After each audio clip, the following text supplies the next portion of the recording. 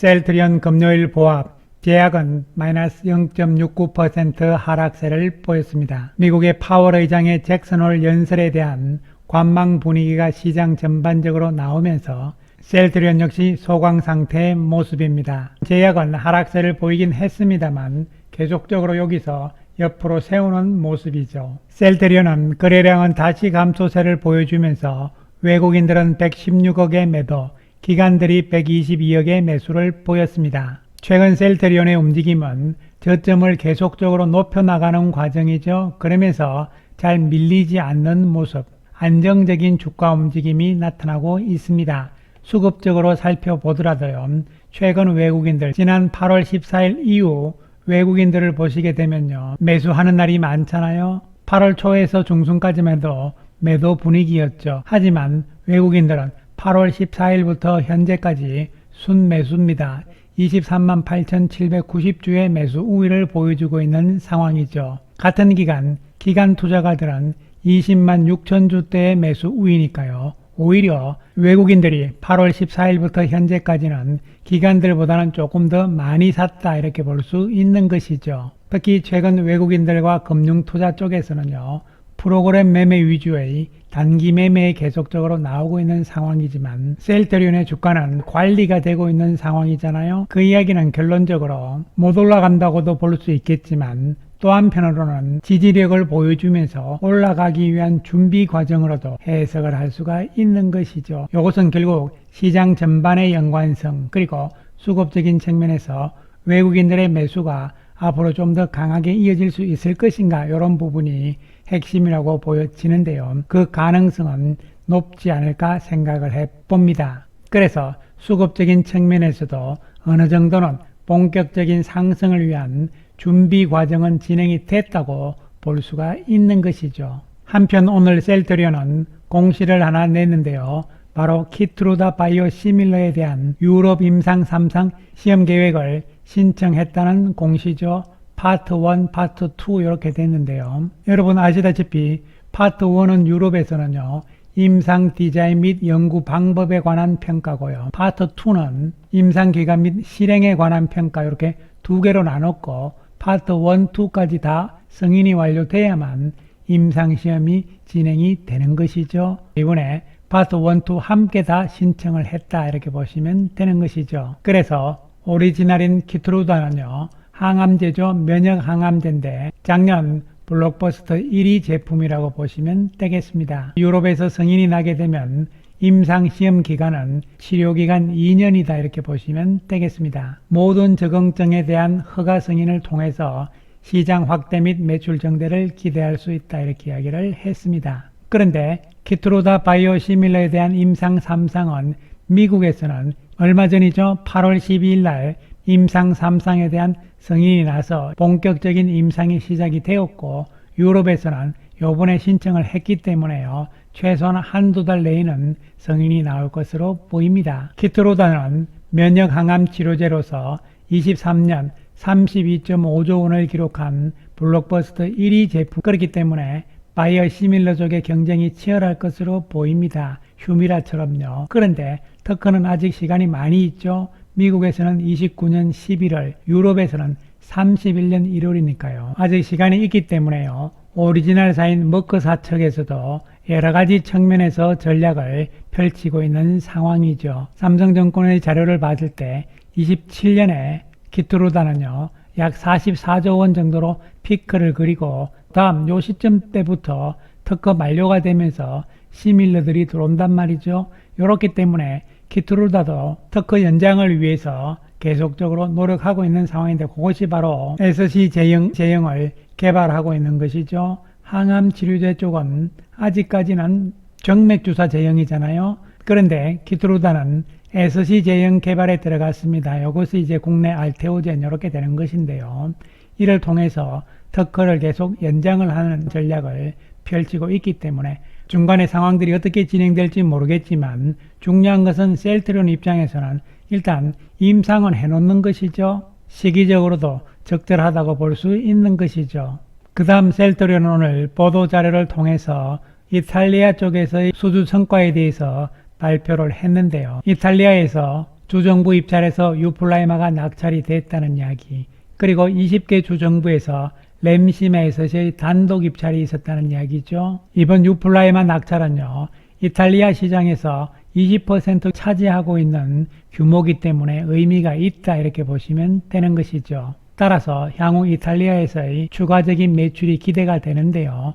이탈리아에서 1분기 기준으로 했을 때 유플라이마는 시장 점유율이 28%입니다. 이미 처방 선두권에 올라와 있는 상태에서 선두권을 굳히기 전략이다 이렇게 보시면 되는 것이고요. 그 다음에 이탈리아에서 램시마 SC 역시 입찰 성과가 좋은데요. 현재 이탈리아 전체 주가 21개인데요. 그 중에서 20개 주에서 램시마 SC가 단독 입찰이 되니까 시장을 완전히 꽉 잡았다 이렇게 볼 수 있는 것이죠. 그리고 램시마 IV 역시 이번에 낙찰에 성공을 하면서 전체 인플렉시맙 시장의 20% 이상을 확보를 한 것이고요. 따라서 1분기 이탈리아에서 램시마 제품 9는 44%의 시장 점유율, 처방 1등이죠. 그 다음에 램시마 SC 단독으로는 이탈리아에서 18%의 시장 점유율이다 이렇게 이야기를 한 것이죠. 이와 같이 이탈리아에서 성과가 좋게 나오는 것은 현지 법인 주도의 맞춤형 입찰 전략이다 이런 이야기인데요. 뜬금없이 웬 이탈리아 이야기냐 이렇게도 생각하실 수 있겠지만요.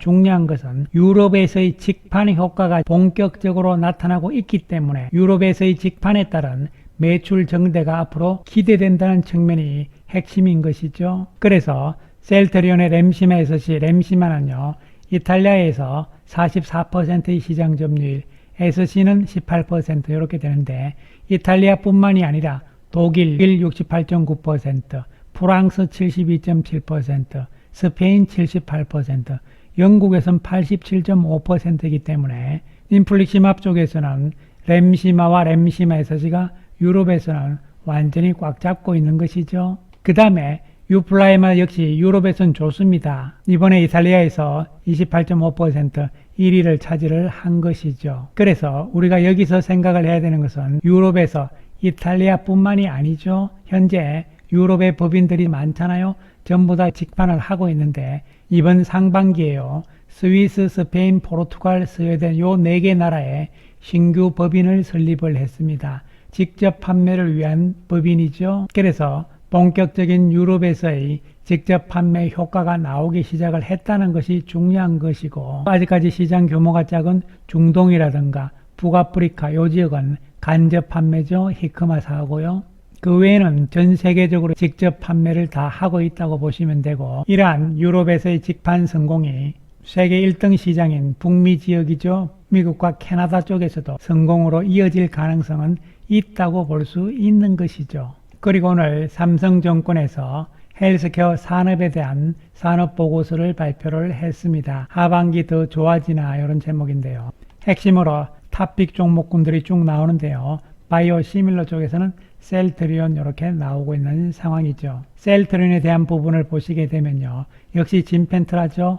진펜트라의 최근 주요 3대 PBM에 모두 등재가 됐기 때문에 연간 매출액은 2,500억을 전망을 하고 있고 연간 가이던스 유지를 한다 이런 이야기죠. 진펜트라에 대해서도 PBM 등재 이후 처방 속도에 주목하자 이런 이야기가 되는 것이죠. 그리고 진펜트라에 대해서는 어저께 영상에서도 충분히 말씀을 드렸듯이요. 블록버스터 신약의 조건을 다 갖춘 것이잖아요. 적응증 확장은 이미 진행이 되고 있고요. 첫해 매출액, 올해 진펜트라의 매출액 규모가 2,500억 전후가 된다면 블록버스터로의 조건을 갖추는 것이잖아요. 그리고 번들링 등 영업력이 충분히 또한 갖추고 있다는 것이고 3년이 지난 2027년에 1조 원 이상의 매출 또한 셀트리온의 진펜트라 기대가 된다는 이야기였잖아요. 그렇기 때문에 블록버스터로의 조건은 모두 다 충족하고 있다는 것이죠. 어저께 목요일 영상을 못 보신 분들은 참고를 하시기 바라겠습니다. 그래서 진펜트라의 미국 처방 수량 데이터가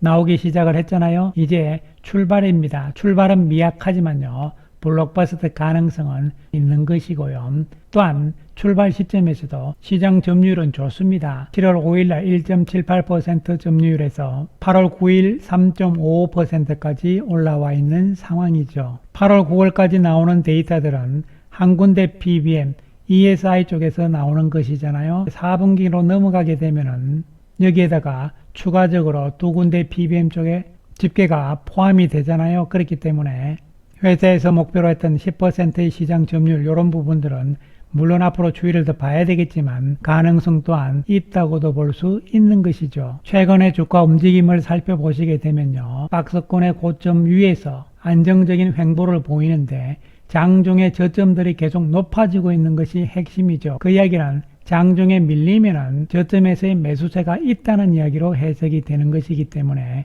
주가의 방어가 좋다는 것은 상황을 보다가 눈치를 보다가 본격적인 상승이 나타날 수 있다는 뜻이죠. 앞에 고점대를 바로 치고 나갈 것인지 아니면은 힘을 모은 상황에서 치고 나갈 것인지 이런 부분만 남았다고 볼 수 있는 것이죠. 타이밍은 시장 전반과의 연관성 이런 부분들을 생각을 해야 되는 것이고요. 또한 월봉상으로 봤을 때 8월 달에 이제 양봉으로 만들어지기 시작을 하잖아요. 7월, 8월 두 개의 양봉이면은 9월 역시 양봉의 가능성인데 9월은 조금 탄력적인 양봉의 모습 이렇게 해서 현재의 컨센서스를 향해서 나아갈 수 있을 것으로 보이고요. 또 주가가 올라가게 되면 컨센서스 역시 올라간다는 측면도 생각을 할 수가 있는 것이죠. 따라서 지금은 시장 전반의 상황을 조금 보시면서요. 긍정적인 관점으로 지켜보자는 말씀 드리겠습니다. 감사합니다.